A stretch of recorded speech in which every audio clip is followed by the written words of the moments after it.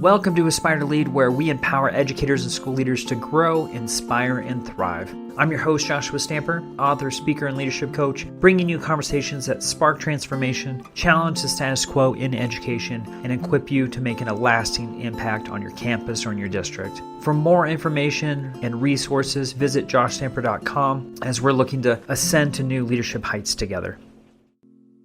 All right, welcome back, and hopefully everyone's having a great start to their school year. I know a lot of folks are back in the building, getting kicked off, and I think this guest will help us in that journey. I have the wonderful Thomas Walls with me, and he's going to be talking about his journey first, but then we're going to go into a lot of different leadership topics. So with that, Tom, thank you so much for being on Aspire to Lead. I'm really happy to be here, Josh, and please keep it informal. Tom, you call out Thomas, and I'm looking for my dad. I get it. So I'm gonna use Tom the rest of the way here. But sure. Tom, I would love for you just to talk about your extensive journey. I know you've got a lot going on in education and in leadership. So if you wouldn't mind letting our audience get to know you a little bit more. Sure. Again, my name is Tom, and this is 30 years into the job, and I've been blessed to have a really interesting and wonderful 30 years. And I look back on it, it might even be a little more than 30. I think I did my student teaching in 1992 at, I can remember it, Frederick Douglass Middle School in Rochester, New York. Since then, I've taught or coached on 4 continents and in 9 different countries. And in that time, I've been, again, blessed to have thousands of what I like to call Robin Williams moments. And by that, I mean, those movies that we watched when we were younger that inspired us to be teachers, Dead Poet Society. Maybe some of you of a certain age remember To Sir with Love. I was really more the Denzel Washington and Robin Williams generation. And over the 30 years, all of those moments that we saw in the movies and the TV show that we somewhere in our mind said, that's who I want to be. I've had about 1,000 moments where I was that guy or girl in the classroom. That's amazing, because you have a map. For those who watch on YouTube, he's got this beautiful map behind him of the world. So I'm just like visualizing your journey in the background there of hitting all these different continents. So that's extensive, obviously, with 30 years. And as far as being a leader, what does that look like for you too, as far as your background? Well, keeping in mind, my assumption is that your podcast is primarily designed for educational leaders. Yeah. For me, the definition of being a leader is anybody who influences another person. Now, obviously, classroom teachers fall into that. And in those 30 years, besides being a classroom teacher, I've been a football coach every one of those years too, probably about 20 years as a head coach. But when we start talking about leadership, and if you want to accept the idea that a leader can be anybody who has influence over another person, it's not just your teachers, your coaches, your principals, vice principals, or as they call them in Colombia, directors. It can be parents. It can be spouses. It can be the kid who's working at the till in the grocery store. Anybody who has the ability to influence another person can be considered a leader in my mind. And I've been fortunate to have the opportunity to be a head football coach for 20 years. And that's been my primary laboratory of leadership. And I've been able to transfer lots of the things that I've learned about leadership on the football field into the classroom. The environments are a little different. Although I still deal with adults in the classroom, my primary experimentation of leadership has to do with the adults that I deal with in a football program under some very stressful circumstances. I'm so glad you started that off, Tom, with that definition, because I couldn't agree more. And I think more folks need to hear that, especially in education, that too much we put in our identity, our title, and that's just not how a system and organization should work. And I think we should talk with culture and establishing culture, because I think a lot of our folks, regardless of their title, they're going into the school year and they're having in their mind and envisioning what it should look like. And sometimes, though, that term culture gets turned into kind of a buzzword or a slogan. And so I'm curious your thought process on this. Yes, you're preaching to the choir now. There we go. One of and I'm going to use a slogan to talk against slogans. But one of the slogans, if you go to the homepage for my website, that it says is culture is a system. It's not a slogan. And I've been part of lots of initiatives. And Josh, warts and all, some of them I did, right? Some of them were me. I have been part of lots of initiatives where we started with a great slogan about culture, and then that was it. And one of the things that I believe pretty strongly, and I discovered about culture, is not only do you need a system, but if you leave culture up to chance, you're going to get a culture, but it may not be the one that you want. And classroom teachers know this, that when they've tried to have a slogan or allow the class to sort itself out, you don't get that true vibrancy that you want in the classroom. But the best example of this that I can think of is experiences I had as a young coach trying to pick captains for a football team. Now, that sounds like a pretty easy concept, but your captains are supposed to be the ones who carry your vision, carry your culture. They're supposed to be the ones who are your coaches on the field. And early in my career, uh, we would pick the best athletes. Anybody who's done any kind of coaching in athletics knows that your best athletes are not always your best leaders. And if you put them in charge, you may not get the culture you want. In fact, you might find yourself with a little Lord of the Flies situation where you get the opposite culture of what you wanted. So for me, when we talk about culture, there's four components. First, what's the biggest thing that you want to change?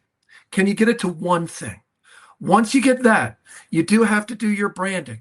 And this is where your slogans come in. But after your slogans, you have to have daily actions that help create that end output. And then finally, and this is really the hardest thing that I think that school leaders struggle with, is your actions have to take on a life of their own so that you are not managing them every day. Not all teachers are fair in recognizing this, but administrators are overwhelmed. And administrators want to take on culture initiatives, but they don't want another summer institute. They don't want another 3-ring binder. They don't want another thing that they have to do that they know is going to get pushed to the end of that massive to-do list because they're going to walk into their desk and have 7 referrals. So I guess what I would say to kind of wrap all of this up is maybe I can share a story that I'm seeing this play out right now. I've recently moved to Colombia. I'm living now in Medellin, Colombia. And besides writing and speaking, I'm coaching an American football team down here. It's the craziest thing in the world. The country of Colombia has 5 football teams, and they play in a league in South America. And I'm coaching the Medellin Raptors. And these are older men. Right? My youngest guy is 14. My oldest guy is 41. And I would describe it as a softball league. That's the kind of league we're working in. And Joshua, these guys are tough. These are tough hombres. They hit and they run like nobody's business. But I was there within 2 days and I recognized there's a big problem. And the big problem is it's being run like a softball team. And that means you kind of show up to practice, you throw the ball around a little bit, you do batting practice, people go home. So I had to figure out what was the number one thing that I could help bring and change with culture. And I decided that that was going to be turnovers. And statistically speaking, teams that turn over the ball less win football games. Okay, so that was going to be my number one priority. Second, I had to come up with a slogan to sell it with the team. And the slogan that I came up with is "The ball belongs to the Raptors." Now, that's the name of our team, right? We're called the Raptors. But I had to go past just the slogan. It can't just be on a t-shirt. It can't just be on a poster in the faculty room. So this was our daily plan.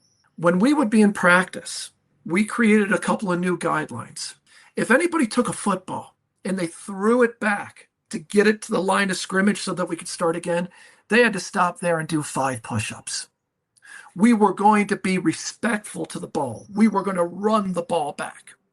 If anybody was running that ball back, and a player reached over and slapped the ball out of their hands, they had to do 5 push-ups because they were not being attentive to the ball, even when it didn't matter. We went even further than that.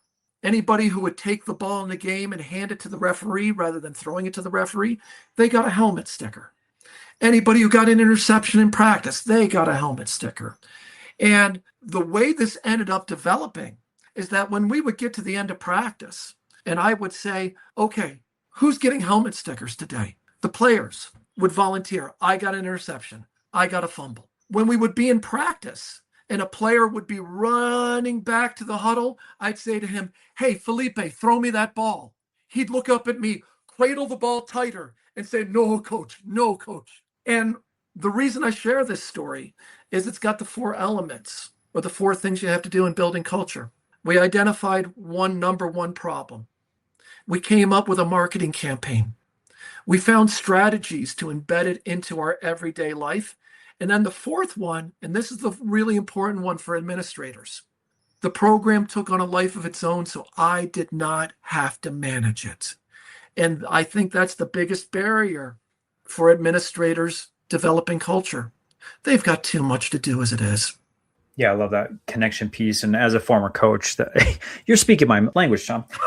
So I hope I haven't alienated people. But again, this is my laboratory. Yeah. And the best part about this laboratory, Josh, that I think would resonate with your listeners is that I had to figure out strategies as much for dealing with adults as I did players. Yep, for sure. Well, and I think, where we're sitting when this episode is releasing is that, throughout our country, we've got, at least in the United States, we've got a lot of folks that are either in the building with staff, in the building where students are coming right now, or we've got folks where it's just the administrators in the building and they're waiting for the teachers and their staff, right? And so with all of these folks, they're thinking about new initiatives, so thinking about new practices, things that are going to be implemented in regards to systems. So when we're thinking about that overarching theme that we've got so far, which is building a positive school culture, what are we doing as a leader to create genuine buy-in? Okay, so here is what I've also found over the past 30 years. I found that both adults and kids will buy in if they think they're in the right place. Now, that's a great cliche, isn't it? You could probably create another t-shirt or faculty room poster out of it. But I have also found that over the past 30 years, creating that sense of belonging, creating that sense of importance, of value, doesn't happen through giant programs. It happens through small, repeatable actions that you can start doing tomorrow. And I call them micro inclusions. And what I have found is that the use of these micro inclusions in an almost ritualistic pattern creates a sense of recognition amongst your people, and they feel like they have value. And once people feel recognized and they feel they have value, they will do more, not because you told them to do more, but because they feel empowered to do more. Maybe I can give you a great example. I got this idea from a really good football coach out in Washington State. His name is Hugh Wyatt, and he's been a really good mentor for me. And Hugh taught me about the use of handshakes. And this sounds so simple, and it is, but its impact is anything but simple. Now, in my classroom, when students are coming into the room, and I don't let them come into the room until I'm ready. So if I'm getting an entrance test together, I'm setting up the music, I'm getting whatever I have to do, cleaning up the garbage from the last class, they know to wait at the door. And when I go to the door, I greet each one of them with a handshake and eye contact. This is important. For me, we don't do any kind of slap, any kind of dab. It's a handshake. Now, the reason why this is important is I found over the years, kids aren't being taught to shake hands anymore. Now, this isn't my point, Josh, but this is a really good subtopic if for the lawyers out there. Subpart A, you would be stunned with the amount of parents that I have had come and thank me for teaching their child how to shake hands. Specifically, I had a mom tell me the story of taking her son to take your child to work day, and their son shook hands with every one of her coworkers. Now, let me try to get back to the point at hand. So I shake hands with the kids as they come in. When we finish the lesson, and I am one of those teachers that would announce, the bell doesn't dismiss you, I dismiss you. So I wasn't the only one. That helps me. I go back to the door and I get a handshake with them as they go out. So here's why this is important. You're getting a very personalized connection. You're getting I'm going to use the word intimate, and I'm not going to shy away from that as much as that can be cringy. An intimate moment where the kids feel recognized and heard. But where I really got sold on this, Josh, I got sold on this on the football field. So we do the same thing, right? Except on the football field, the entrance to the field is different. Kids, although we start at the same time, it's not like I can line them up at the door. This kid's got to go grab his helmet. This kid's got to get taped. This kid's teacher kept him 5 minutes late. But by and one, they all know that when they jog onto the field, they need to shake my hands before they get to their stretching groups. So we do our regular practice. And at the end of the practice, we'll do our team meeting. We'll do the prerequisite football, rah-rah stuff, whatever it is. And when we finish, the players will line up one side and my entire coaching staff will line up on the other. And I'll be the last person in the line. And we pass by. And each kid gives each coach a handshake. And here's where the magic happens. As we're going through that line, if I get to a kid in the line that I've had to get on them that day in practice, and Josh, I am not above raising my voice at a kid. I am not above that. If I've had to raise my voice at a kid, as we're shaking hands, I'm going to reach out and I'm going to hold on to that hand. And I'm going to pull him out of line. And I'm going to check in with him. I'm going to say, are we still okay? And in 30 years of doing this, I've only gotten a negative response once. And Josh, that was from my son. That doesn't surprise me, right? He said, no, Dad, we are definitely not okay. Appreciate his honesty.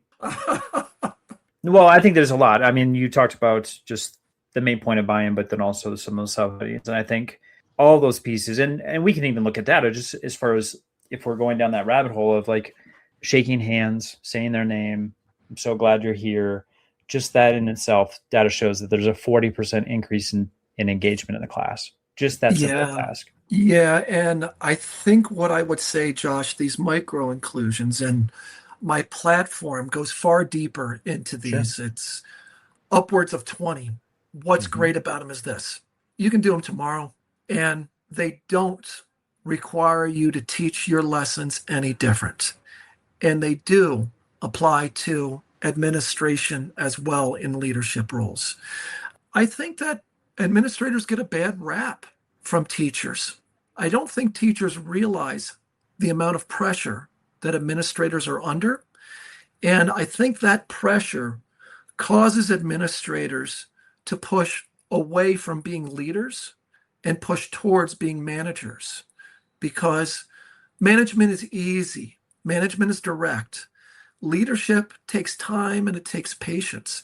And sometimes I think that as teachers, we can be as bad as the kids. And when we get managed, we push back because we don't feel recognized. We don't feel like we belong. And when I came to that realization about teachers to administration, I also said, well, kids in the class feel the same way. And again, Josh, I'm not above showing you my warts. I do have students that I don't feel incredibly warm towards, but I make sure I shake that kid's hand. I make sure I use their name. I make sure I look them in the eyes. Because if I don't, I think that that kid's going to feel managed and they're going to push back against me. Hey, 30 years, I can count on one hand the amount of kids I wouldn't cross the street to say hello to. And you've worked with a lot. Yeah. That's a large number. You know, some of the negative feelings. I know in my work, when I travel, I speak to folks all over, or coaching leaders. There's this thread of maybe our teachers don't feel effective. Maybe they don't feel like they belong. Maybe they feel managed. Fill in the blank as to how they're feeling. And as you know, we're looking at the longevity piece as leaders of we want to keep wonderful teachers in our system. And I know you feel it's really important for our educators to go back to their why. Like, why did they enter the profession? And I think if I'm looking at my own and I'm reflecting on my own journey as a teacher, when I was feeling negative, I really didn't think about my why. And when I was a leader and I didn't feel effective, I definitely didn't go back to my why as to why I was becoming a leader. So will you just talk through why it's so important to help our educators realize that again? Yes, if your educators are still feeling that passion that they felt to get into education, they're going to become much easier people to work with. I cannot speak for all of the administrators I worked with, but if I did, I would be confident they would all say Tom Walls was an easy guy to work with. Josh, I think that's because I loved every day in the classroom. I remember a movie from 1984 called Teachers. It starred Nick Nolte. It was a B-level movie, didn't have a whole lot of big following like the other teacher movies, but there was a scene in there where there was one teacher, and it was actually the actor who was in that TV show Taxi. And he was kind of the crazy guy in Taxi. Well, he was a crazy social studies teacher in this movie. And there's this great scene where he's dressed up like George Washington and he's got the kids surrounding him, rowing him across the Delaware. And he's in a rolly chair, pointing and shouting. And Josh, I've done that. I did that about my 15th year into teaching. I dressed up like George Washington and we reenacted crossing the Delaware. And, as an administrator, you probably know that at about the 7th year of teaching, teachers get into a groove or get into a rut. And that's probably why tenure is so important. You got to be able to visualize that person, what they're going to be like in the future. I never hit that rut. I never got into that groove because every day was still like the beginning. And here's why. And it's taken me a long time to figure this out. And I did have a Slumdog Millionaire moment to figure out why. It's because I had a culture where the kids felt like they belonged. I was using micro conclusions 30 years ago. And every day I wanted to get to see those kids because the environment I was going into every day was positive. And that caused me to be positive. So when I hear challenges with teachers, one of the questions I would ask is the same question that teachers criticize administrators for asking. What have you done to build a relationship with that teacher? Teachers love to post those memes of send a kid to the principal's office and the principal says, what have you done to create a relationship with that kid? I see it all the time. But even though teachers don't like it, it's true. It's absolutely true, Josh. If you're the vice principal, what micro inclusions have you used on your faculty? Hey, maybe it's even simpler than this. Anybody who's married has heard this metaphor about the emotional bank account. Mm-hmm. How many nice things have you done for your spouse so that when the bad stuff happens, you've got a savings plan to fall back on? Boy, yeah. For administrators, I felt that. Yeah, I love that. I could go down several rabbit holes, but due to time, I want to touch on a couple of amazing things that you're doing. So Tom, you've talked about that. I know you're obviously working in North America and South America in those areas, but for those who are looking for, keynote speakers, someone to come into their organization to talk, what are some of the topics that you just love to share with educators? Yeah. So all of it fits under the umbrella of my book that's coming out in the new year. And it's entitled Teach Like a Coach, Coach Like a Teacher. And the book was inspired by a realization that I became a way better teacher when I started acting a little bit like a coach. And I became a way better coach when I started thinking a little bit more like a teacher. But most of all, it's where I found these areas where there was that middle part of the Venn diagram between the two. And it really came down to this idea: how do you get people to buy in? And through the book, there's 3 main components. The micro inclusions, which are these daily ritualistic actions that tell the people that you're leading they're seen, they're valued, and that they're in the right place. The second thing that I speak on is what I refer to as student-led teams. Now, this is both in the classroom and in your athletic groups, where you gradually release control to your students or players. And if done correctly, by time you get to the end of the school year or by time you get to the end of the season, your only responsibilities as a teacher or the coach are the things that you love, the actual teaching of your material or the actual coaching of your plays. And the third part has been probably the most interesting part of this journey, the development of what I call finesse-based leadership. And this finesse-based leadership really only happens when you have established the pillars of micro-inclusions and student-led teams. And if I was to try to give you finesse-based leadership in a nutshell, it's the idea that you can't fix the world if all that you have is a hammer. Yeah, that's a powerful statement, and something I've written about in my book too, The Language of Behavior, where as an administrator, that was the only tool a lot of my staff wanted to use with student discipline. I was a football player in the 1980s.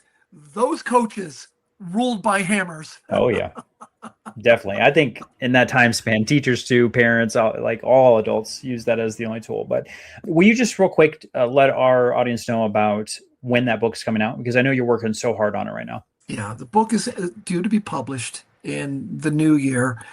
And my website will be up and active probably prior to this podcast coming out. And again, now I've recently moved only 4 weeks ago, and my wife and I are living in Medellin, Colombia, and I'm available for keynotes throughout all of South and Central America. Primarily, my audience is international schools. Yeah, I love it. All right. Well, we're going to have your website, social media links and whatnot in the show notes for folks to connect with you. So we'll make sure that that's available both on joshstamper.com, but then also on all of the different platforms, wherever you're listening. So Tom, let's talk about an actual item, because I love to have something that our aspiring and current leaders can do. So if they're going to do something tomorrow or next week to enhance their leadership journey, what would you recommend? Handshakes. Greet everybody with a handshake, because it is the quickest and easiest thing you can do to build up that feeling of being belonged and being welcomed. You know, I gave you the great story of my son telling me that we were not okay. But my last few years in Canada, I taught the at-risk program. And we had a student named Dave Dave had to be 6'7", 300 pounds. But he was an interesting character because, you know, when people go into that fight or flight mode, Dave was complete flight. There was no fight in this young man whatsoever. But one of the components of this program that I had to do was called work experience, where students went off and they learned to work a job as a volunteer. And I would have to go out and visit them and do work experiences. We had Dave hired at Home Depot. And when I would go out to visit Dave, he would hide on me.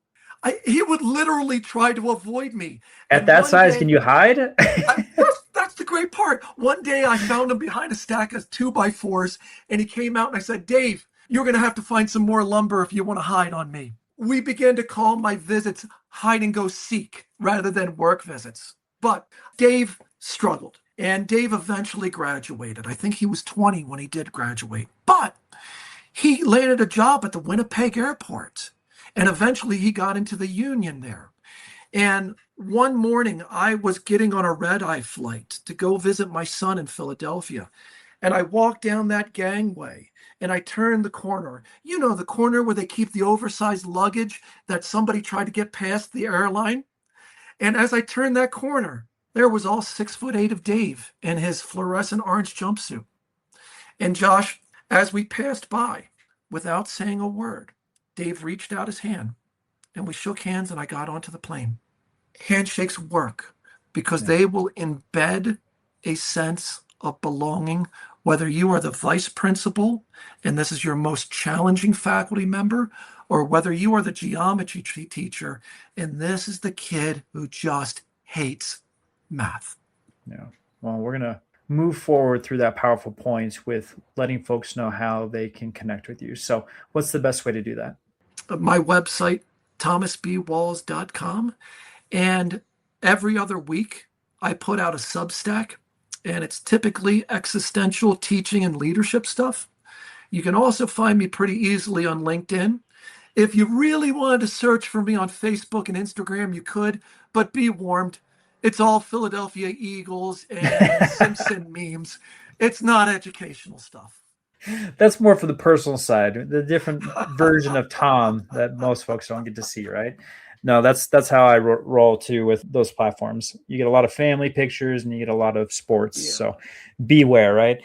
But we'll have those links in the show notes for folks. I really, truly want everyone to connect and then look out for this beautiful resource that's being constructed right now. I know it's going to be extremely powerful, and there's going to be a ripple effect from this book. So with that, Tom, I just wanted to thank you so much. You have such a genuine heart and passion for not only educators, but education as a whole. And I just love the work that you're doing on all these different continents. Thank you, Josh. It was great being here. Talking about teaching is easy. Doing it well, that's a challenge. Yeah. This podcast is a proud member of the Teach Better Podcast Network. Better today, better tomorrow, and the podcast to get you there. Explore more podcasts at www.teachbetterpodcastnetwork.com. We'll see you on the next episode.